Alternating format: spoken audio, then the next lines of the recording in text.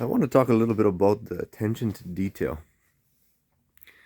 When you see many of my abstract art pieces, that even the abstract art pieces, that I have a lot of attention to detail, and mainly the attention is based on what things, what little markings are or are not going to give extra presence to it, going to give extra um, impact for the impact that I'm actually looking for in that particular piece.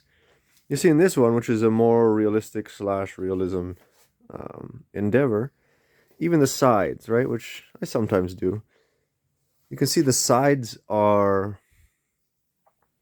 Ooh, it's still fresh. Um, are different, right?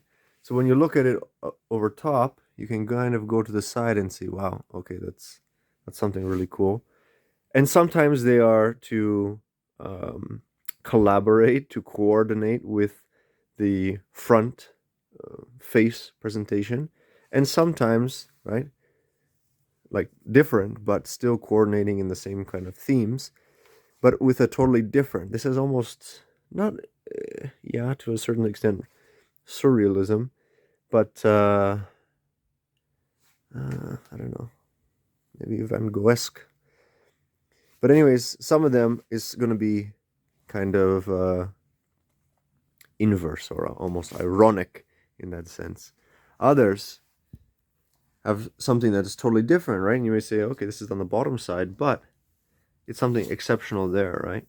It gives the totally different. And yet it's still, without going into the whole piece dynamic because it's not finished, but it still ties into some theme and some overall impact that must come from the piece. Take a look at this piece. Notice the difference when you look face on versus when the sides are revealed or incorporated. And the impact changes. The excitement and the intrigue, engagement also increases.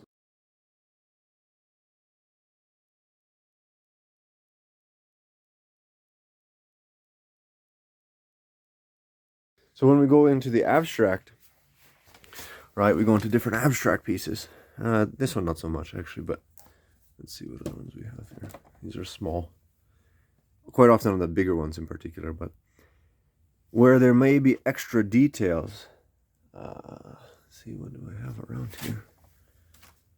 Oh, actually, these are really good ones. When it comes to the extra details, for example, something that might not be noticeable just on the very initial look, you may even call it initial judgments, interpretation of what the piece is, going in and finding the details, again, not on this piece so much as other pieces, have to add to that impact. And so that impact is what? Well, in some cases it could be visual impact, right? Not so much balancing out in terms of color theory or aesthetic design principles, but rather in the impact of what does it do to me on an unconscious level. What do I feel if I turn my mind off and I just engage? Or in many cases, when I observe others that are observing pieces, then they kind of have to bring the unconscious mind with the conscious mind. And often the conscious mind has to kind of go to the side because it's saying, well, I can't interpret it anything other than a mess. So let's let the unconscious part come forth and start to pick out things, start to notice things, right? Start to see shapes and maybe forms arise and things like that. And this is a fascinating part because so much of the time in life, we are constantly working with the conscious mind. What do I see? What is it? What labels do I know that I can apply to this to try to better understand it? But it is not always necessarily the most accurate and definitely doesn't give us the full picture. In fact, quite often it gives us only a sliver of the full picture of what's there. So in creating these details and putting extra details, it may actually help to bring out certain things, certain subtleties, of course. That is my go-to preference in terms of subtlety, not necessarily forcing realizations, or discoveries of different pieces. But it has to involve that impact. And this is a great opportunity, even for myself, re-looking at them, rewatching, because it is then about, hey, what can I discover at this time? Regardless if I've seen the piece 100 times, or if I've gone through my own reflection on a particular piece many times, what do I interpret right now? What do I feel? What can I notice? What can I experience? And this is part of the fun, but maybe also part of the value in having pieces over many years. You may start to discover things months in or years in, and as I continually do and sometimes share myself, that it provides such a wonder, such a fulfillment, such as this I don't know, this gleeful, this kind of a joy, this bustling joy feeling of excitement and of possibility and of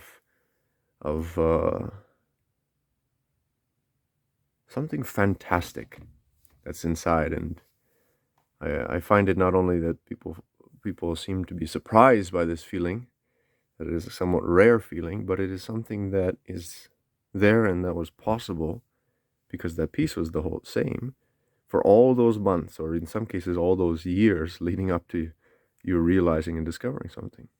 That's phenomenal. So the details are important. And the details in combination at the balance point with the context, the content with the context, make something quite fantastic.